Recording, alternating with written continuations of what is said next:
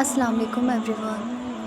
اگر لوگ آپ سے متاثر ہو رہے ہیں تو تکبر نہ کرو، شکر ادا کرو اپنے رب کا جس نے آپ کے عیب چھپا کر آپ کو لوگوں میں معزز بنا رکھا ہے۔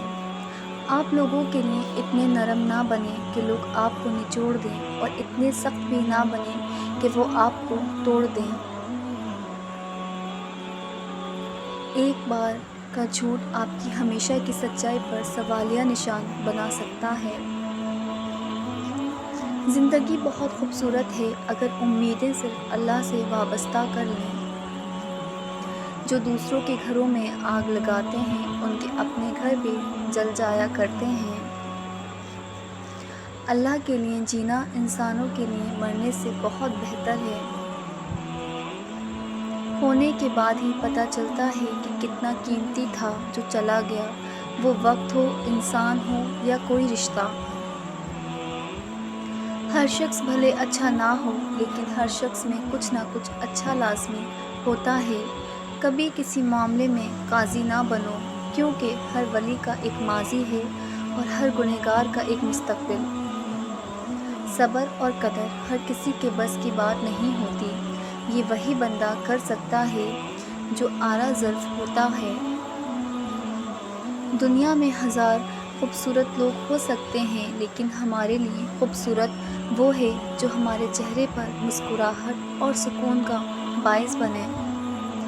جن لوگوں نے آپ کے ساتھ غلط کیا ہوتا انہیں ہمیشہ یہی لگتا ہے آپ کا لگایا ہوا ہر اسٹیٹس ان کے لیے ہی ہے۔ آپ کے بغیر جس کا دن گزر سکتا ہے اس کی آپ کے بغیر زندگی بھی گزر سکتی ہے۔ حقیقت پسند بننا یا بیوقوف بننا رہنا آپ کا اپنا انتخاب ہوتا ہے۔ کسی کی میٹھی باتوں کا یہ مطلب ہرگز نہیں ہوتا کہ آپ اس کے لیے خاص ہیں۔ بعض اوقات کبوتر کو کھلانے کے لیے نہیں بلکہ پکڑنے کے لیے بھی دانہ ڈالا جاتا ہے۔ بعض اوقات لوگ اپنے بڑے بڑے دکھ چھوٹی چھوٹی باتوں کے بہانے رو کر بہا دیتے ہیں اور دیکھنے والے کہتے ہیں پاگل، چھوٹی سی بات پہ بھلا اتنا کون روتا ہے۔ اگر صبر آپ کے وجود کا حصہ نہیں تو شکر بھی آپ کے پاس نہیں آئے گا، کیونکہ شکر وہاں آتا ہے جہاں صبر کی زنجیر زمین پہ ہوتی ہے۔ توڑنا نہیں جوڑنا سیکھیں۔ جوڑنے والوں کی قبریں بھی آباد رہتی ہیں جبکہ توڑنے والوں کی حویلیاں بھی ویران رہتی ہیں۔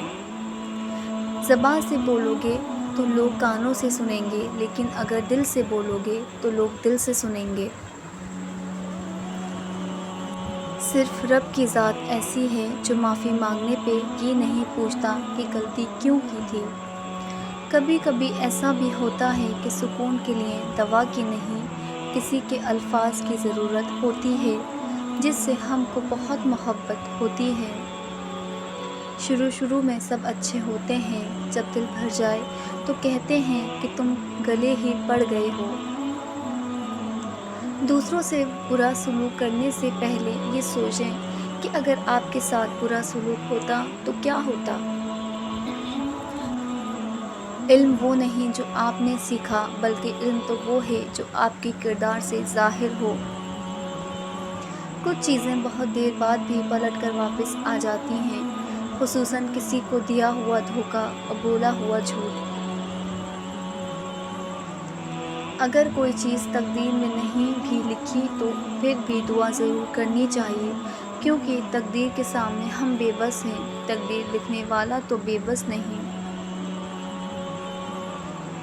خدا کے راستے پر چڑھ آئے تو تیز بھاگو، تیز بھاگنا مشکل ہے تو آہستہ بھاگ لو، تھک گئے ہو تو چل لو، یہ بھی نہیں تو گھسیٹ لو، مگر واپس کا ہرگز مت سوچنا۔ Thanks for watching. If you like my video, so like, share and subscribe. Until next time, Allah Hafiz.